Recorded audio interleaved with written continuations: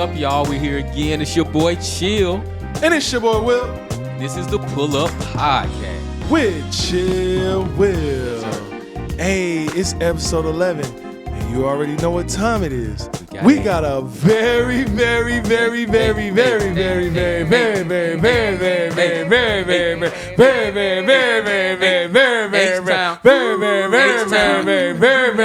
special guest.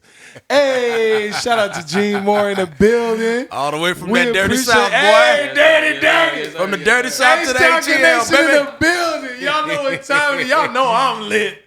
Yo, we excited, man. We excited to have you in the building, man. Real talk. I'm excited to be here, fellas. Been a homie for some years, man. Yes, sir. Yes, sir. Man, we're going to get into all that, man, because I found out that y'all knew each other when we set this all up. Man, we're going to tell y'all our whole story. It's going to be crazy. But first, before we do all that, I got to let y'all know, thank y'all one more time for listening to the Pull Up Podcast, for pulling up on us each and every Tuesday.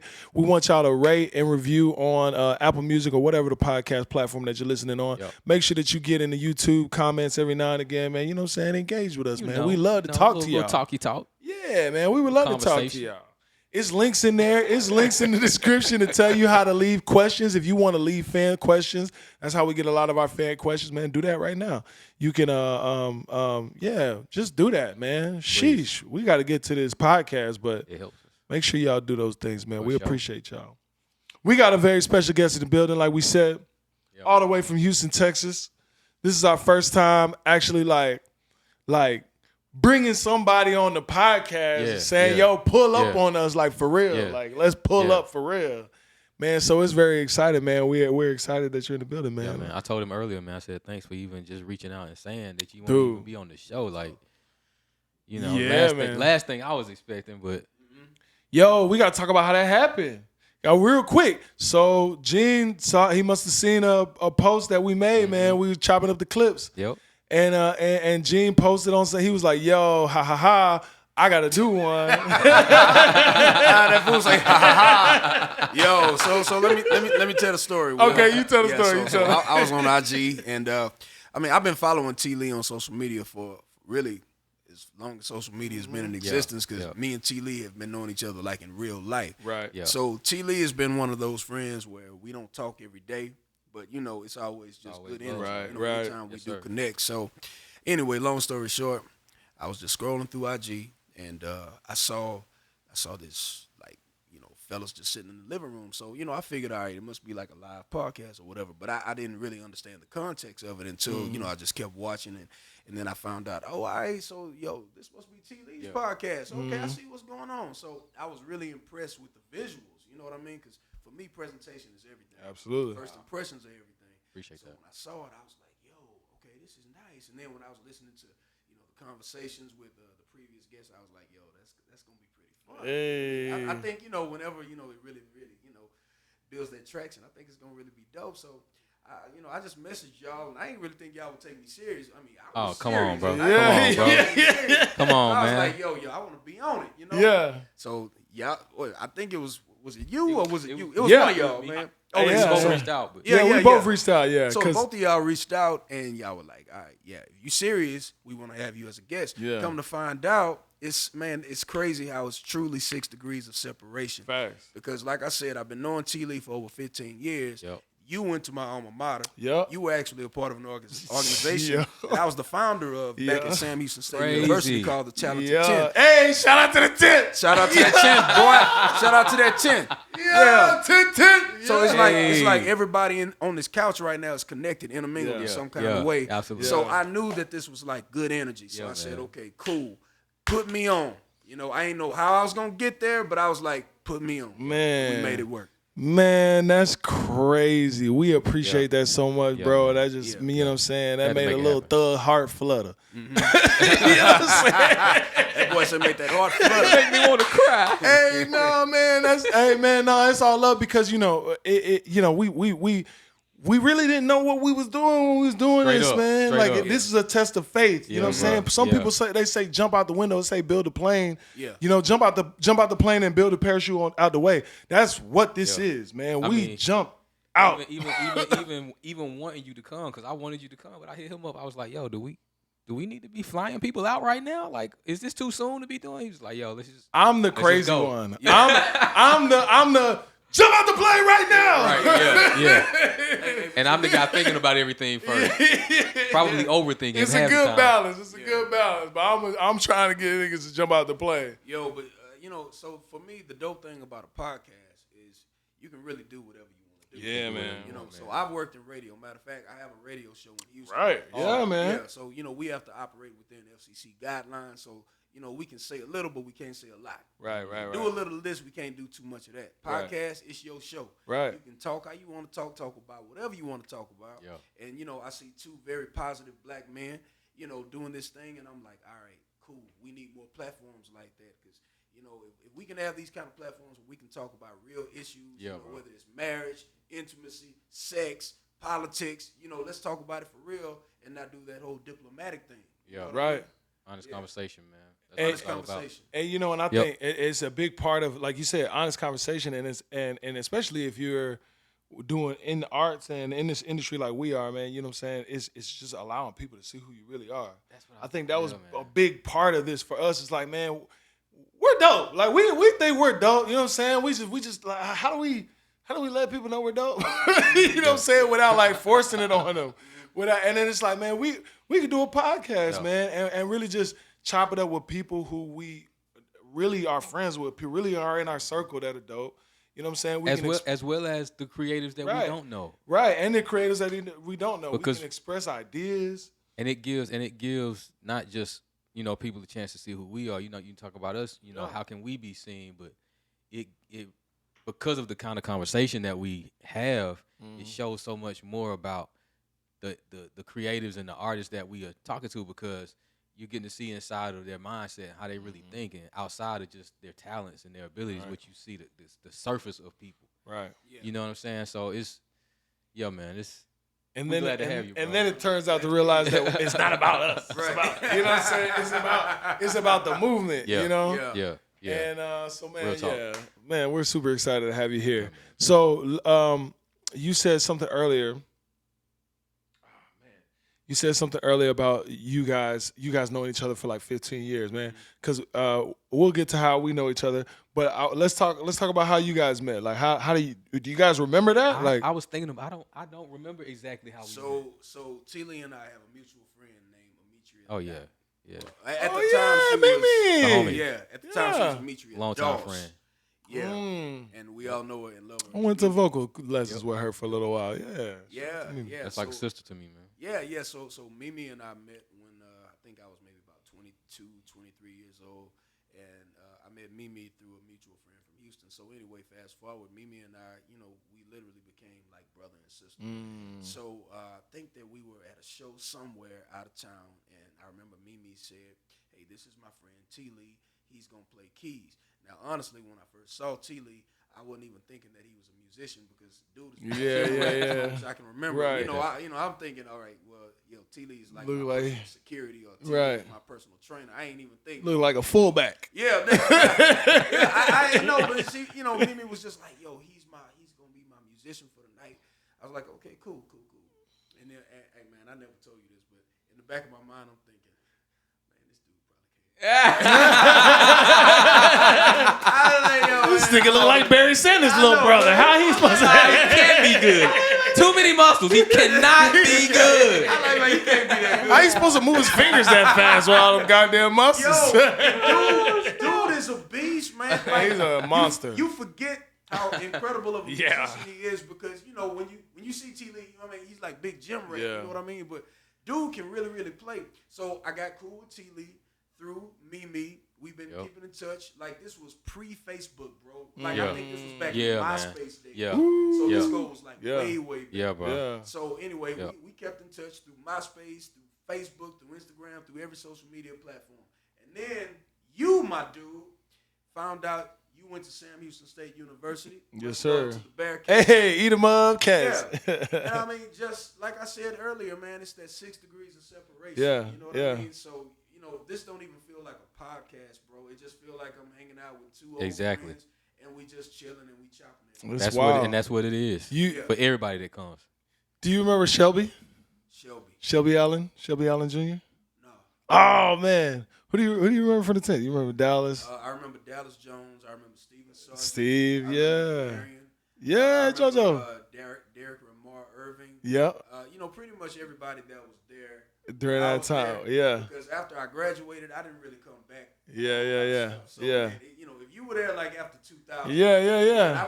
I probably didn't know you. So let me tell you, and we talked about this off camera, but let me tell you how I learned about Gene. So I'm in an organization called Exceptional Talented 10th. He's a founder of it. That's what he's saying, right? And when I first got there, I let everybody know I was a singer. You know what I'm saying? Y'all heard about New Harmony and all that. I had the whole boy band, the whole 9 yards.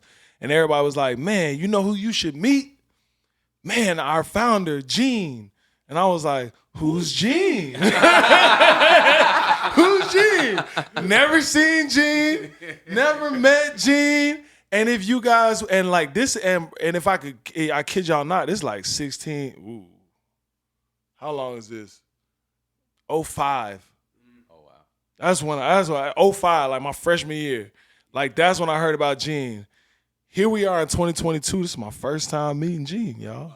It's wild. That's crazy. It's wild. It's like crazy how this kind of came back around. And people been telling me I need to meet. People been telling me I should meet you. Oh shit. I've been drinking, y'all. People been telling me. It's all right.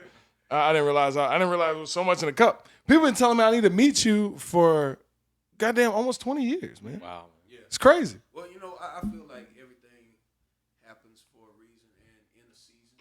And so, and I ain't trying to sound, all super deep and super like spooky, spiritual or nothing. Right. But, at this juncture in life, I don't believe in any kind of accidents. Right. Yeah, that's real. God, the universe, whatever you believe in. I believe in the law of attraction.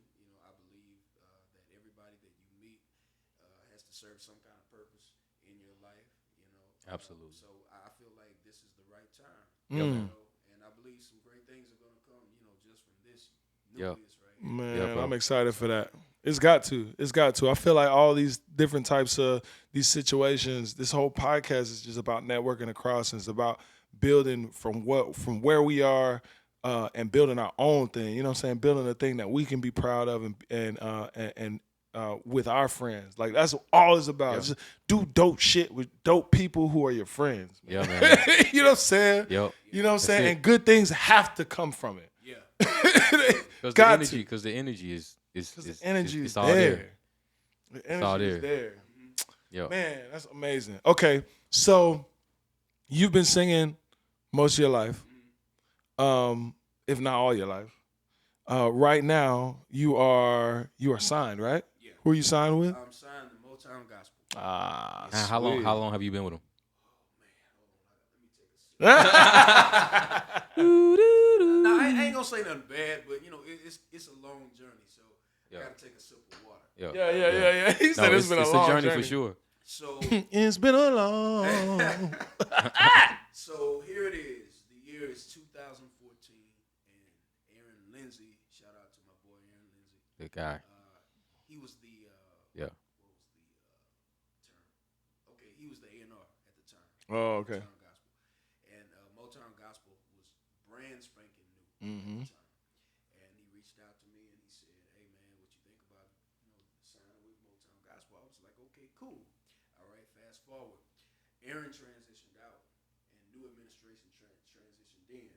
So it's kind of like you have a baby and you drop the baby off at the doorstep, and Yeah. you walk away, and the people coming to the door looking at the baby like, "Okay, what do I do with it?" Mm-hmm. Right. So I was actually on the shelf for about 3 years. They were just trying to figure out, okay, who is this guy? What is his sound? What producers would probably work best with him? How can we put him out?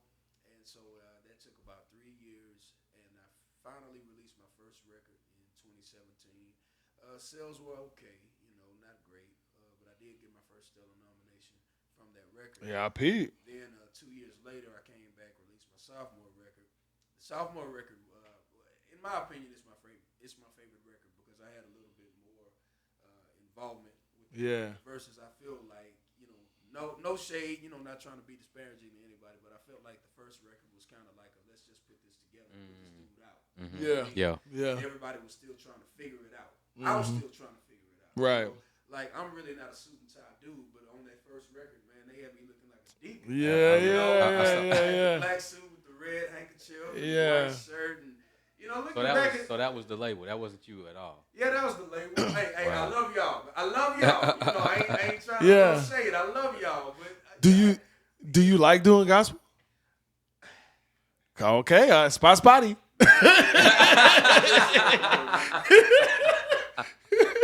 I mean, I got my own like personal like thing about that, but I not in a bad way, like you said. I'm just asking. Yeah. Do you like singing gospel?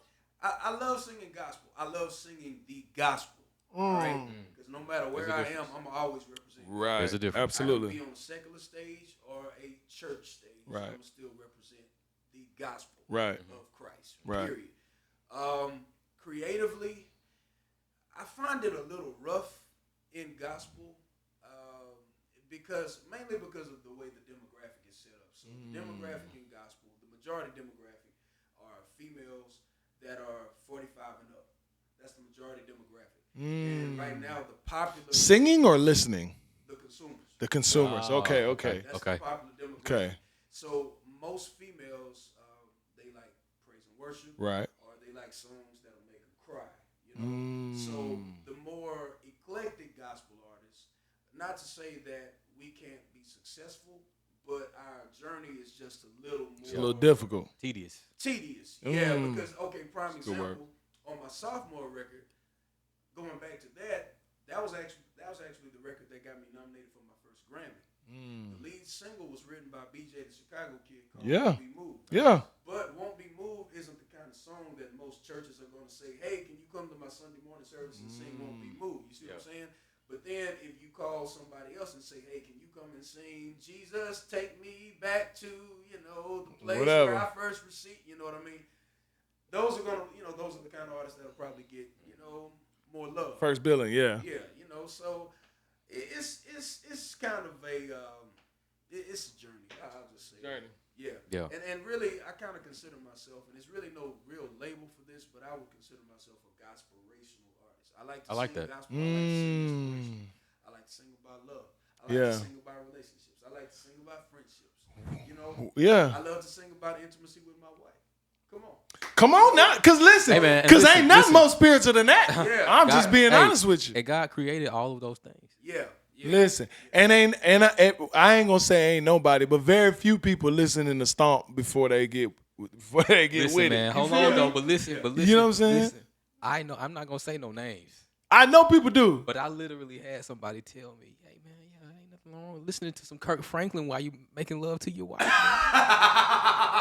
I could not. And Jesus take the wheel. I mean, if that's what you want.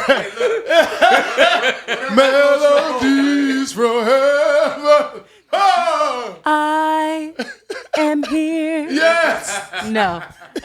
Yeah. Hey, look. Whatever. Hey, you in the bed sounding like Rand Silent. Story.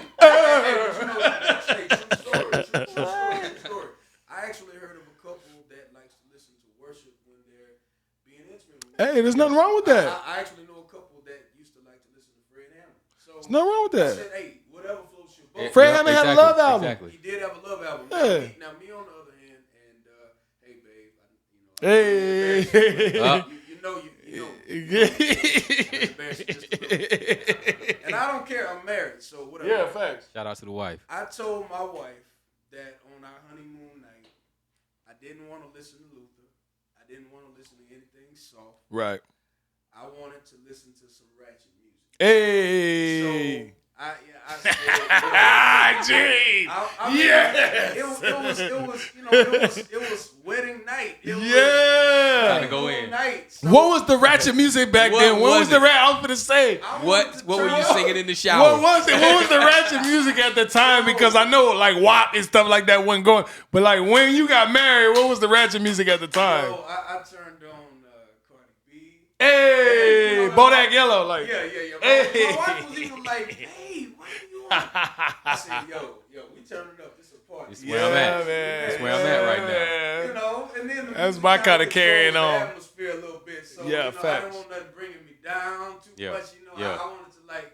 Right. You know what I'm saying? So, You wanted to elevate. Right. You wanted, he wanted to elevate the. He wanted to elevate the wedding. You know what I'm talking about? Goddamn, the wedding bed. The sanctified area. The sanctified. The sanctified area. Hey man, I love it. I love it. So we was talking about ratchet music, but I know we've all been in the gospel world. We've all been in the praise and worship world. We've all been in the church world. Yep. You know, something that I we kind of talked about off camera is what I just want people to do in the gospel world, and what kind of push me out of the space is I just want people to be real, bro. I just want people to be real about your, you know what I'm saying? I'm not saying you got to tell everybody your business, but I want you to be real about how you present yourself to the world. Because, you know, we have too much of these people that have been touching on people in the church, sleeping around on folks in the church, you know, getting folks pregnant while they pastoring over the church, to be sitting up here telling everybody what they should be doing. You know what I'm saying? I don't like all that. You gotta be I think you gotta be authentic all the time. And I think when you are not authentic all the time, it doesn't. I think that's what pushes people out of the church. Yeah. You know what I'm saying? And I'm not saying that that's what happened to you. Or, Does that make what you do ingenuine? If you're that person, what you're doing might be helping some people, but does it make what you do ingenuine? Because you're not, you know, if you're acting a certain way in front of these people to gain whatever it is that you're gaining from the situation, and you're helping people, it's not really you. Yeah, it's the charismatic church. You know what I'm saying? It's the charismatic leader. It's the charismatic. Let's keep it G. A lot of people not following, man, I'm going to say something, whatever y'all might feel like is controversial. I'm going to just keep it G with you because I done seen it. A lot of people not going to church for Jesus. They going to church for the band, or they going to church for the pastor. Or they're going to church to feel justified, to say that they went to church, to give themselves an excuse to think that they have some kind of a relationship with God. Yeah, and that's where a lot of people's, and I don't want to knock anybody's community, because that's where a lot of people's community is, and I have a lot of community that I gained from being in the church. I don't want to take away my church experience. I want to take away from that, because I did have some good experiences there, but I also had some very negative experiences there. And that's the main thing. It was, like you said, like, it's just not genuine. You know? How do you feel about that? What you mean? What you feel? Man, that's a loaded question. I want to touch on something you did say when you were just talking about people being authentic. Talk to me. This is just my philosophy. I can't speak for anybody else. I always tell people that there's no eternal solution, you know, to be perfect in God. You know, it's not like you can just wake up and press a button and you're just going to automatically be perfect. All of us, from the pastors on down, we're all works in progress. Right. The only problem that I have is when people will use the quote-unquote work in progress to justify their bad behavior. You know, so prime example, I wasn't raised in a home where I saw my mother and father married. You know, my mom and dad divorced when I was around 5 years old. Right. So I don't even remember them being, you know, a unit. And so I remember I had this talk with my wife back when we were just dating, and I was like, I'm not sure what kind of a good husband I would be, because I never really had that example in front of me. But however, every day I'm striving to be, no disrespect to my dad because he's a good man, but I'm striving to, you know, be that husband figure that I didn't see my dad model in front of me, you know, and I just can't say, well, you know, I wasn't raised in, you know, with a married, you know, family. So, you know, that gives me a reason to be disrespectful. Or that gives me a reason to, you know, not treat you right. No, you know, now I may drop the ball sometimes because there may be some things that I just emotionally don't know. But however, you don't use it as an excuse. Yeah, but you just don't use that as an excuse. I think that, you know, there is a way to be authentic and to be honest, but at the same time, don't allow your imperfections to be your excuse to just continue Right. in your Right. bad behavior. You may drop the ball, but don't let the ball just stay on the ground. And I agree with you. I think the added thing that I'm saying is when you show up to a place or you show up in a space pretending to be that perfect Yeah. picture, Yeah. And you're knowing that you're not that perfect picture. Yeah. And then you know what I'm saying, let's say in the example that you gave, walking around telling folks how to be a perfect husband, how to be a perfect father. Yeah, when your house is a Meanwhile, mess. your house is Yeah. a mess. Yeah. You know what I'm I saying? get it. You know what I get and you know what this as I'm thinking about this, you know what it boils down to? What it boils down to is the fear of rejection and the fear of unacceptance across the board. You don't want to be we cannot be honest with ourselves about who we are because we're worried about how other people are going to think about who we are if we chose to be the person that nobody sees. Who are you when nobody's around? This is a question I like to ask. Who are you when nobody's around? What would you do if you could do whatever you wanted to do and nobody judged you for it? Who would you be? Because that's who you are. That's the core exactly of who you are. Drop all of the worries about what somebody gonna think and just be that person on every level of your life. When I started doing that, and I'm still working on it, but so much of my life has changed because I consistently decide to be who I want to be for me. Yeah. And if you don't like it, then I'm just gonna have to wait on the other person in this world full of billions of people that I connect with. And I ain't mad at you because you don't. I felt like I was ruining my life, man. I felt like I was ruining my life mentally. You know what I'm saying? Like, because mentally that will take a toll on you when you constantly worried about what everybody else thinking and what your mama wants you to do, what your daddy wants you to do, what your grandma wants you to do, what the church expects you to do, what your wife, it's like, man, when you gonna do what you want? When you gonna do what make you feel good? You know what I'm saying? When you gonna and like T said, it's a long ordeal. First you gotta realize it. And then once you realize it, it's a long shedding. You know what I'm saying? That you gotta take. Yep. You gotta take account for it because you gotta get rid of that to get to a point where you're just like, hey man, I'm who I am. Whenever, however, you take it or leave it. And you know what else comes with that?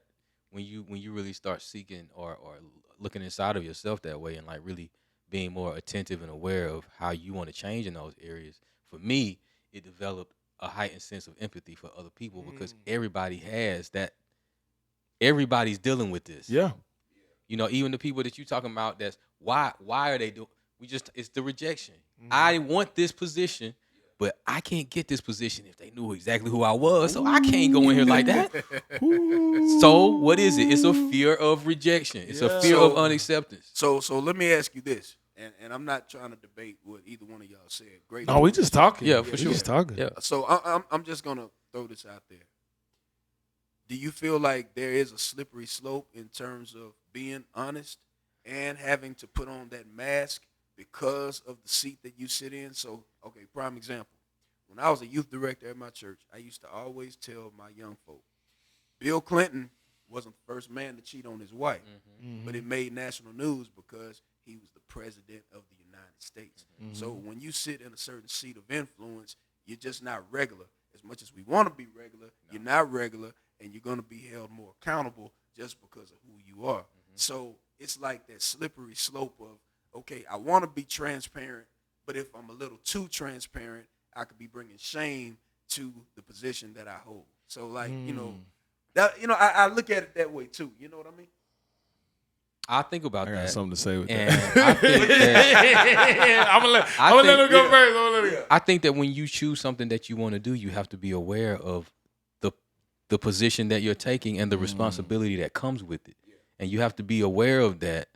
But what it forces you to, what most people do is fake it. This is what we're talking about. But what you should do is, if you respect the position, you learn to make the changes in your real life that's going to reflect the position that you're in, knowing how people are going to view you because of this position that you're in. You got to respect the position.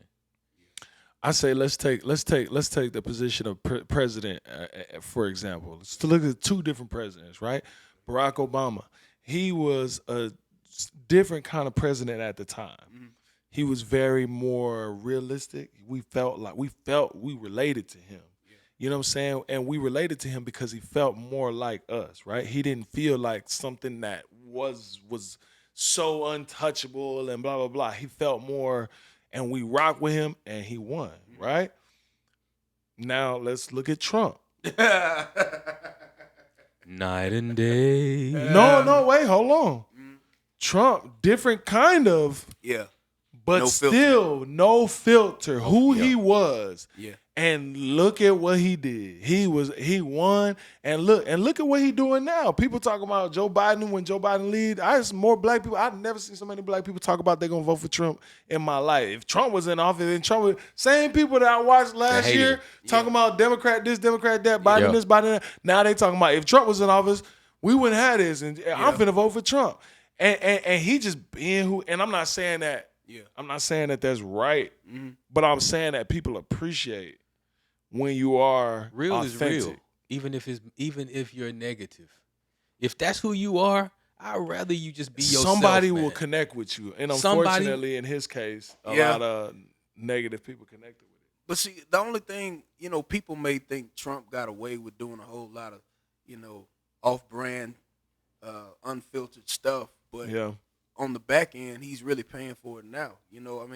He's still, dealing with the court stuff about the insurrection, and he's still dealing with, the tax stuff. And, a lot of people don't like him because of the offensive things that he said about, other races and things like that. And, calling Elizabeth Warren Pocahontas and, stuff like that. So I wouldn't just necessarily say that him being real just made him like this model president, because everybody didn't connect. yeah, You know what yeah, I mean? for sure. Everybody did. It's just another way. I don't think it Yeah. made him a model president. I think Definitely even not. in the conversation, it's just more about the fact that he don't care.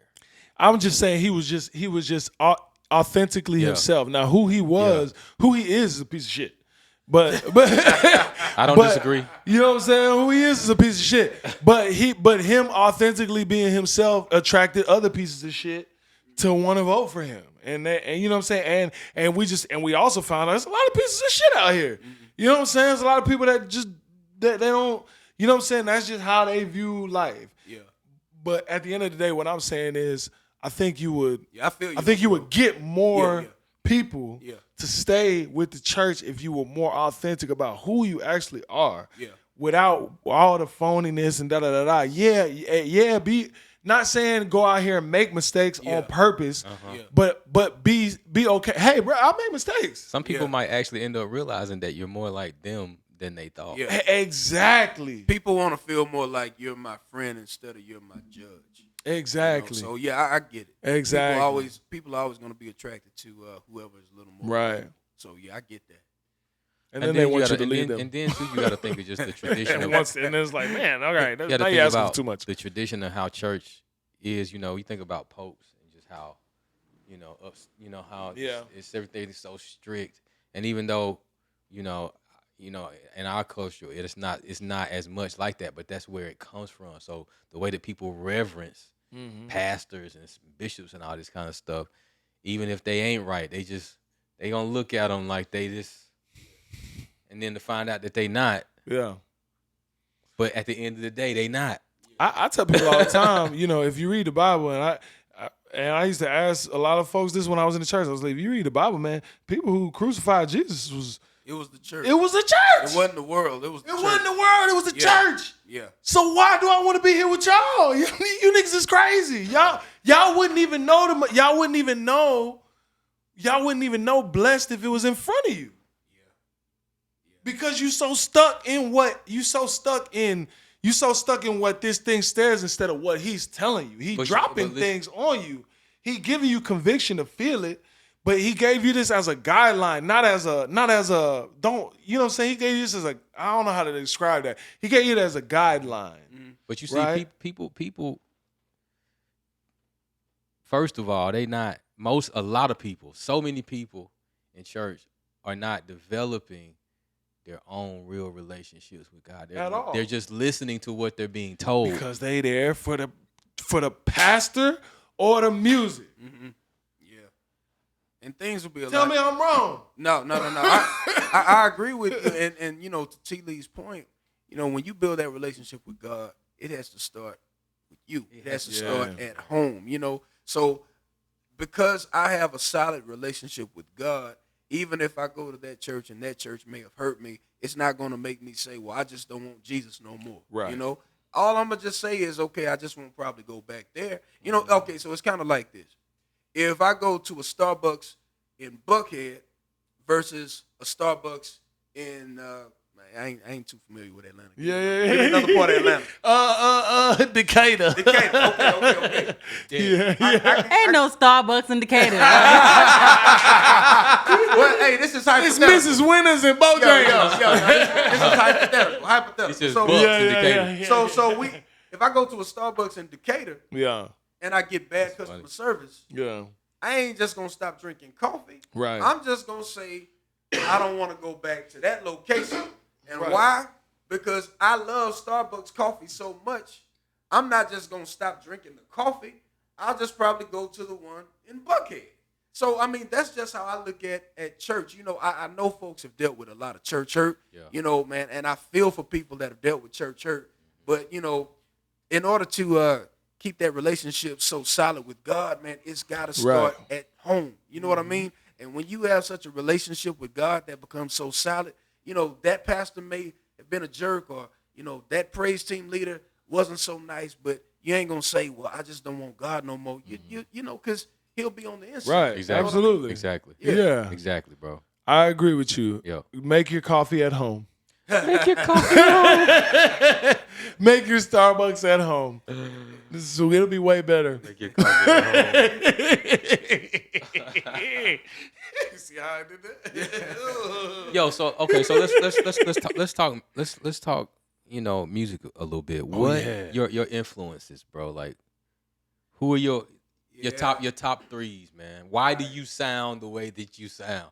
Man. And he sounds amazing, y'all. Like, I love Facts. dude is a beast. I love a lot of people, but anybody that knows me knows that Donnie Hathaway and Stevie Wonder are my two favorites. Of course. Now, funny story. I was singing in Cabo. What is it, man? Cabo. Where's Cabo? Come on, I'm Mexico? sorry. Isn't Help that me, in man. Mexico? I think Well, so. it was Mexico. I was trying to think of the official name, but okay. I'm gonna just say Cabo. Okay. Right, so I was there for this jazz festival, right? Okay. I sang after I got through. One of the ladies that was working on staff, she says, "Hey, Stevie is in the audience and he wants to meet you." Whoa. So I'm thinking, now hold on. I said, "Okay, well, tell Mr. Stevie after the show, you know, I can, come talk to him." You know, I'm just thinking it was probably some random dude named Stevie. Right. So she was like, "No, that's Stevie Wonder." I said, Whoa. I said, "What? Huh?" And so she had me to like peek like through the curtain or whatever. Yeah. And there he was sitting at the table. Ooh. Yo, you talking about my heart was like I already doing know. that. Yo. And it's a good thing that I didn't know until after I got through singing, because if I would have known that he was in the audience before I walked out on that stage, I probably would have froze. Yeah. And so let me tell you something, man. I was so nervous, and I normally don't get starstruck by people, but Yeah, I was so nervous. Oh Stevie, yeah, bro. I'm starstruck if I see Stevie. Yeah. After the show, he comes backstage. You know, he had his assistant with him. You know, so he's walking. You know, and young lady that was with him, she says, "Hey, Stevie, that's the young man that was singing." So why did I stretch my hand out? And I didn't even take into account that he couldn't Yeah. see me. Yeah. But I'm so nervous, and I'm like, "Hey, how you doing, Mr. Wonder?" And then she was like, "Stevie, he got his hand out. Oh, how you doing? Man, I enjoyed you, man. Oh, man. Yeah." And so I'm thinking to myself, yo, this is freaking Stevie Crazy, bro. Wonder. Man, you know what I mean? amazing. Like I would put Stevie in the same status with Michael Jackson, Absolutely. Prince, anybody. Oh yeah. Absolutely. You know? Oh yeah. So Absolutely. I was like, yo, this is Stevie Wonder, man. Stevie was mad cool. Mad cool. I hate that I'll never have a chance to meet Donnie Hathaway, because if that man was still alive, you know, I would definitely connect with him too. But yeah, those two have always been my inspiration. I mean, Did you get to like really chop? My bad. There you go ahead. Did you get to chop it up with Stevie? Like, Not as long as I wanted to, Yeah. but you know, long enough to where I was able to get a picture. yeah, facts. For sure. Yeah, 'cause it was damn sure get that picture. It was me and Tasha Cobbs. They this jazz festival, they had like the Sunday inspiration service or whatever. So, Tasha was the headliner, and then I was opening up. So, he went in Tasha's dressing room. He talked to Tasha for a good minute. But, if I just got 5 minutes, I didn't care, man. I was good. Right. Now, here's another funny story. I went through a lot of changes when I was a teenager. I was trying to sound like Dino from H-Town.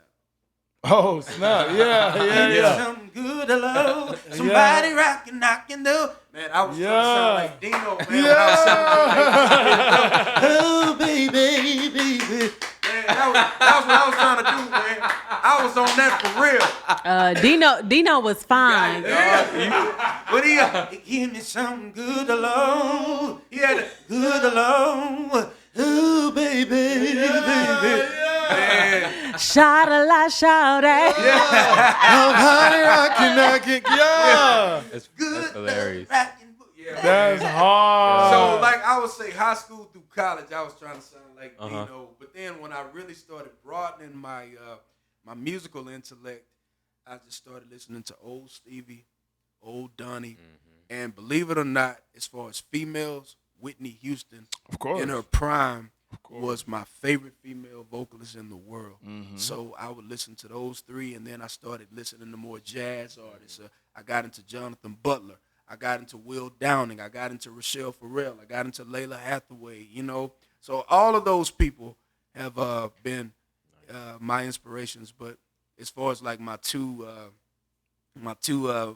go-tos, Stevie and Donnie and Stevie. I can hear. I hear it, and I hear the influence. 100%. Like, Yeah, you can definitely the hear texture, it in the you. tone, the decisions. Yeah, bro. Man. Definitely Donnie, Stevie. Man, we taking a break? No? You was giving me a signal like we was taking a break. Oh, okay, we good. We just chopping it up. So yeah. You saying, do you write? I write a little. I've never considered myself to be a very strong writer. I may write better like in a group setting. Yeah. But if it's just me sitting down with just a pen and a paper, it's always been a struggle for me. So I'm the kind of person I'll get on the phone. Yo, Algebra, I need you to write to this track. Yo, BJ, I need you to write to this track. The last 2 records I put out, I've had songs written by Eric Dawkins, B. Slade, formerly known as Tornado, BJ the Chicago Kid, Matt Redman, all great writers. Snap. Yeah, man. Oh, man. Crazy. Why Does the Sky, Matt Redman? Mm-hmm. That's my joint. I used to love that song. Hands up, arms open wide as the sky.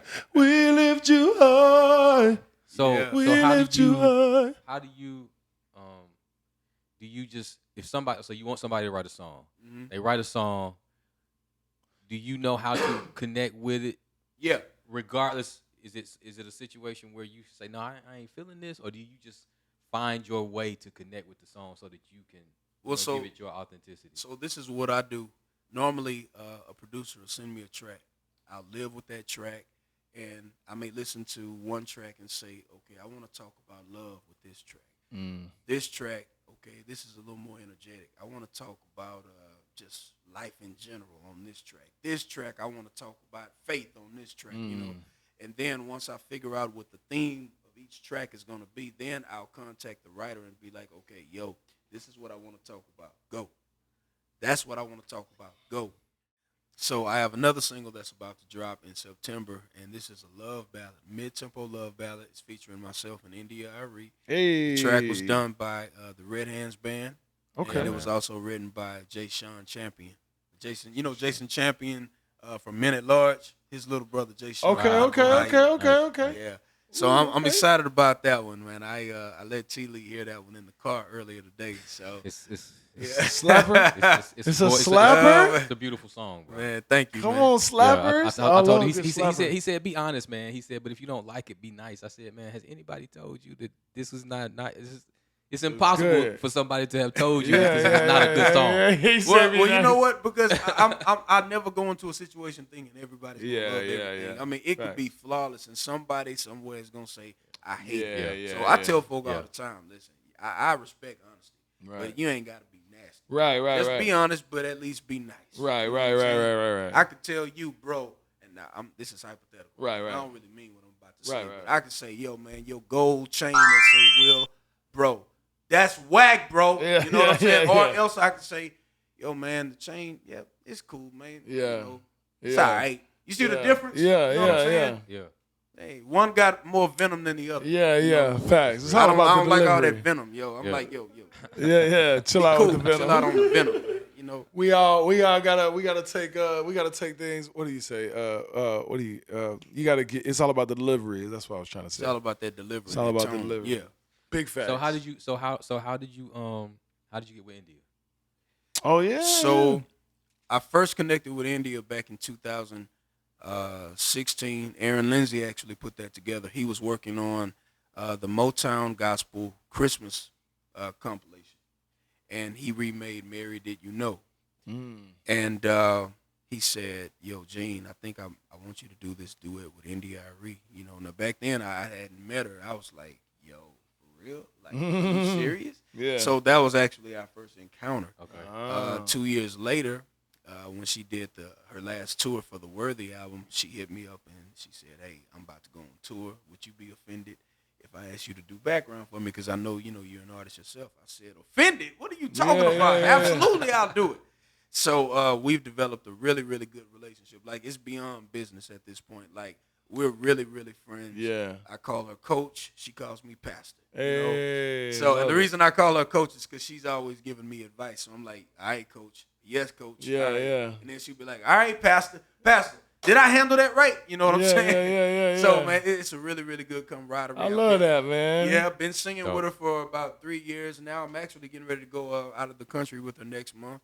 And when now since I'm working on my own EP, I just said, "Yo, I want you to be on this single that I'm about to put out." Because I was actually going to do it as a solo. Okay. And I was like, nah, it's missing something. It's missing Yeah, that female energy. Yeah. So I called India and I said, "Yo, would you mind doing this song?" That's with me?" hard, bro. She was the right one for it too, man. I was telling you. Yeah, she y'all's vocal textures, Yeah. they fit so well together, man. And the crazy thing about it, we weren't even in the same room when we did it. Ooh. And it sounds like they were looking at each other from different booths while they were singing. It literally sounds like they were. That's hard. Mm-hmm. That's some professional. Y'all some professionals. That's why. Yeah. No, I love it, man. That's amazing. Yeah. And oh man, oh goodness gracious, I had a thought I'd be doing that because my mind just be moving so fast while y'all are talking. I'm also thinking. I'm like, oh man, what's I gonna say? It'll come back to me. You guys can chop it up. Hold on. That boy had a memory fog. Prior to India, have you sang background with anybody else, or have you just always pursued music as an artist? Well, I started singing background professionally, more so in gospel. Mm-hmm. So I started singing at the age of 16 with the local choir in Houston called the Southeast Inspirational Choir. That's the same choir that Yolanda Adams came out of. Then I started singing with Kim Burrell when I was in college. Oh wow. From Kim Burrell, then it went to Israel Houghton. I started doing dates with Israel Houghton. And my longest run as a background singer He was at Lakewood.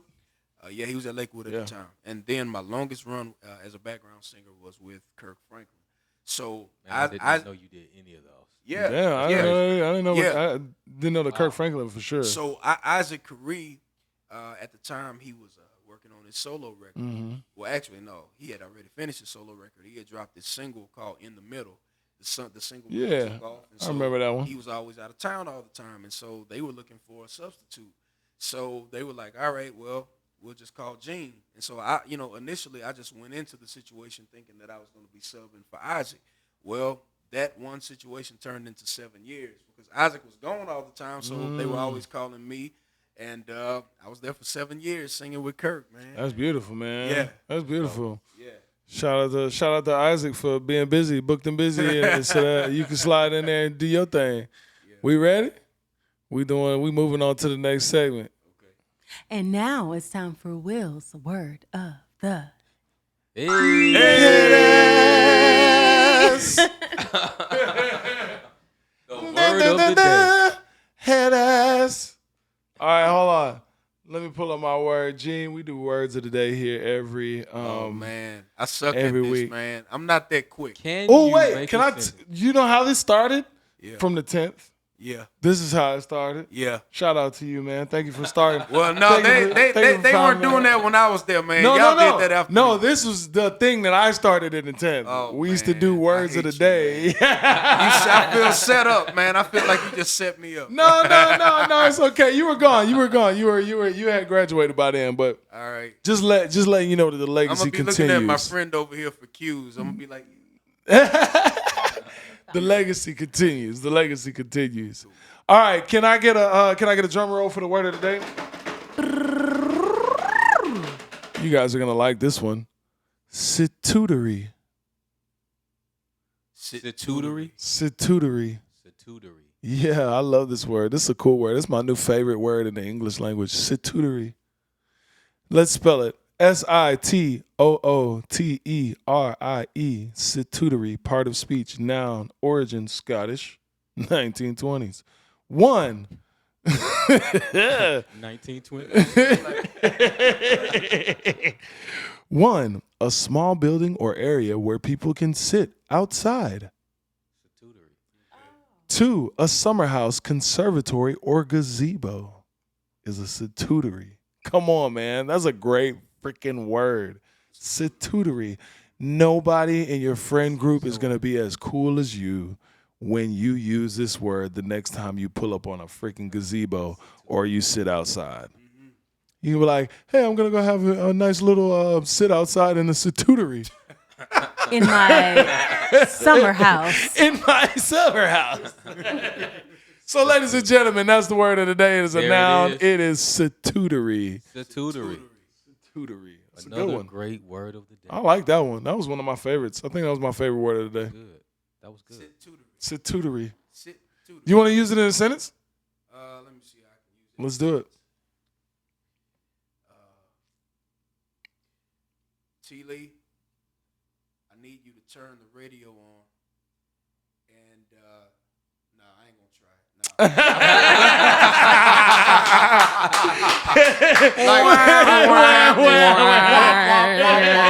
Like I had it. I thought I had it in my head, and then I was like, nah. I'm gonna just take the L on that one. It's all good. It's all good. Hey, you remember the Kappa Beach party? Yeah. Fucking A-Town shit. Sorry. Swingers and foes. Sit your situtery down. If you know what the word means, that made no sense.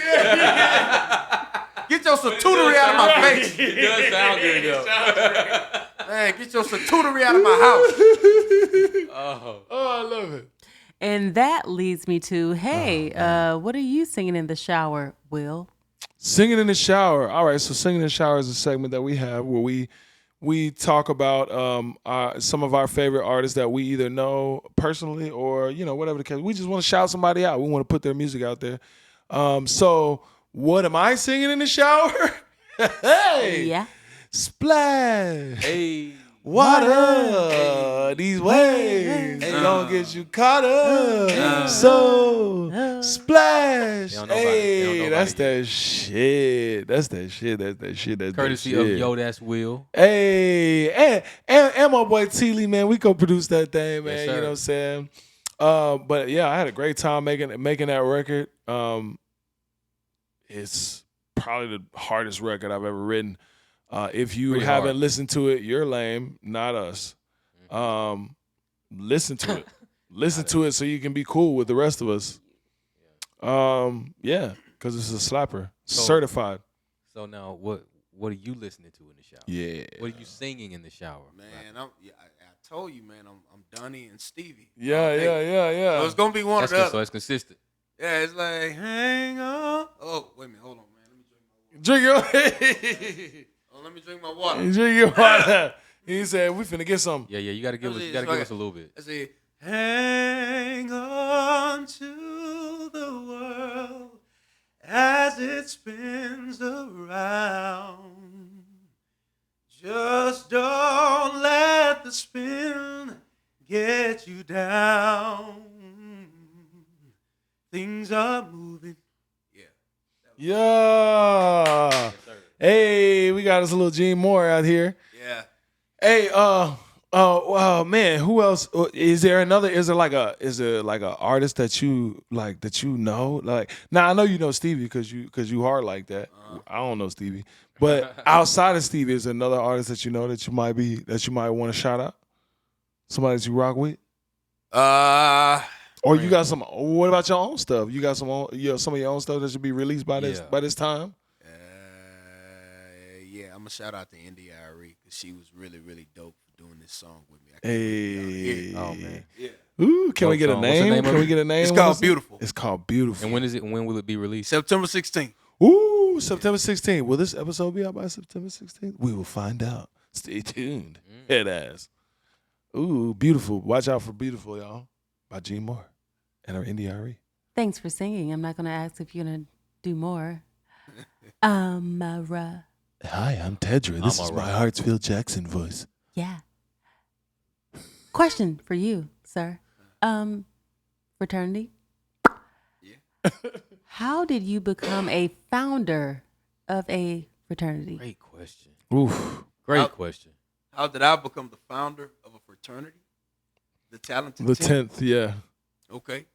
So, me and a group of brothers got together on the yard, and we were just talking about some different things that we wanted to see, just in terms of black men and how we are presented, on the campus. And so we just started having meetings and just started talking about different issues that we wanted to cover. And I can't remember exactly how we came up with the name Talented 10th, but I want to say it was Steve. I can tell you. Okay. Yeah. It was chapter 2 of a book. A book by it was a compilation of essays from a bunch of prominent black figures at the time. The second chapter was called The Talented 10th. It was written by W.E.B. Du Bois. It says, what does it say? The talented 10th shall be saved by its exceptional man. Ooh, I haven't read that. I haven't read that paragraph in forever. We used to have to know the paragraph. I haven't read that paragraph in forever, bro. Well, it's been over 20-something years. It's been a long time. But to answer your question, that's basically how that came to be. Facts. Unity. It's a whole lot of things that we can do when we just come together and say, okay, this is what we're going to do. And we did it. Yeah. And it's still going, man. It's still going, man. You guys had a legacy that obviously lived past y'all and is going to continue to live past y'all, man. It impacted a brother like me. 10th changed my life, man. Yeah. And I really mean that wholeheartedly. Like 10th changed my life. When I got into 10th, I was wearing platinum FUBU and I was wearing tall tees and Air Force Ones. and sagging my pants. And I got into the 10th and we did prayer in the yard and I started getting the swagged out suits and stuff like that. Yeah. You would have thought I was a capo. Yeah. But Will, it's just one other thing that I want you to do. Okay. And you and I already talked about that. Okay. And I'm gonna just leave it right there. Hey, I feel like I need to know this needs to be said just because I'm nosy. Are you Greek? I don't know if he can put it out there. I can't be involved in it. I don't know if he can put it out there like bad. that. Gene, I'm gonna do it. I'm gonna do it, man. I'm gonna do it. I gotta do it. It's been a long time since I thought about it, but I gotta do it. I gotta figure out the timing though. Now I can actually see TLee maybe being a noob. I was finna say he is Kappa. I think TLee is a noob. Yeah, I think you'll be a Kappa. I think you'll be a Kappa. Why? Pretty boy. Pretty boys. I'm a pretty boy. I couldn't see you as a Q. And so you could or couldn't? I couldn't. I couldn't see you as a I don't Q. know anything about any of them. I'm more of a Q than you are. I think, and I'm not. And I would be an alpha, but here's the thing: TLee is also studious enough to be an alpha. Yeah, I think so too. So I think either between an alpha and a kappa. Like I think if you're looking at TLee from the outer, you probably think, all right, yeah, pretty boy. He needs to be a kappa. But when you really understand his personality and his thought process, I'll just say he's an alpha. Yeah. Ain't too late, man. They got grad chapters. That's what Gene told me when he came in. He said, "Hey man, come on, man, ain't too late." Grad chapters, man. We gonna see, man. I need some. You gonna be my sponsor, man? You be my sponsor? Hey, shout out. Yeah. Shout out. First of all, I thought it was W.E.B. DeBose. I'm from the east side of Not the Atlanta. bows. And I guess DeBose were popular then. I don't want to talk about my curriculum. Ain't that a speaker? The Bose? I know that's what I'm thinking. I'm like, I was like, oh. hey, can you give me the speaker right over there? Which one? The bows. What we just talking about? Black people words? Both of them. Both of 'em. All of 'em. I was so weird. It was like DeBose. High school failed me. Now it's time for TLee's Teachable moment. Thank you. I might need it. Hook it on Pahonix. And all these conversations we always have, it's all we always end up talking about. Being ourselves, taking responsibility for ourselves. So today, my statement is don't make excuses for yourself by blaming other people for what's wrong. When something's not going right in your life, stop trying to blame it on other people. Because, the bottom line is we are responsible for ourselves. God puts people on this earth to help us, and people will help us, but it's still not their responsibility. We are our own responsibility. So when things are going wrong, ask yourself how you can better yourself instead of blaming everybody else for it. What can I do different to change my situation? If somebody ain't treating you right, what can you do different to make that person or help or be an influence that will help that person to treat you better? My God! Yay!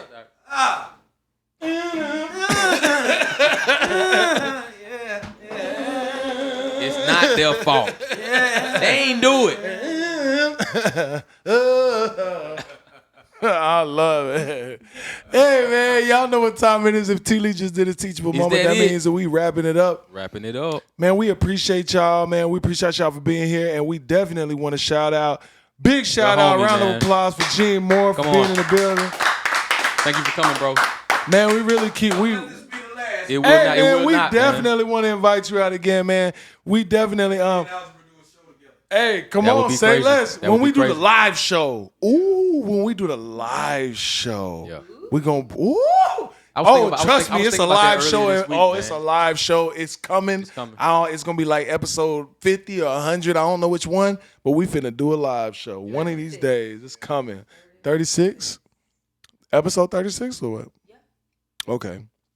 Bet. Why 36? Because I'm 36. And we're gonna sign out with the official 10th song. Do you remember hearing it? Do you remember ever hearing that? Shelby probably wrote it after you left. But it used to go like this. We are exceptional men, and here is where we begin. The path that leads to the saving of us. You have opened up the door, and we are here to explore the path that leads to, wait, that's it. The saving of us. I don't remember the rest. But long story short, we are the exceptional men, God damn it. And we out here. We just don't remember all of the songs. We just don't remember all the songs. It's been a long time, man. It's been a long time. If you're in the talented 10th, man, send the lyrics. Shit. Man, we love y'all. We appreciate y'all. It's been a Pull Up Podcast. It's been a great night, man. Hey, it's been a great and a wonderful night, man. Yeah. We got something happen tonight that is amazing, and we're just I want to surprise the people. Y'all want to surprise the people?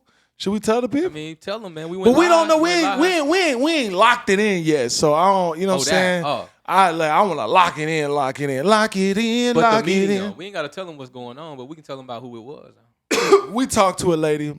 We talked to Tina Fabrique. If you guys don't know who that is, I'm trying not to burp. If you guys don't know who that is, that's the Reading Rainbow lady. Butterfly in the sky. I can fly twice as high. Oh, yeah. Take a look. It's in a book. The Reading Rainbow. We met her today, and it was beautiful. It was Man, amazing. a great spirit, a great heart, man. Listen, you don't ever know who in the room, man. We sitting in here doing this for the last few weeks to come to find out that Tedra knows this woman's grandson.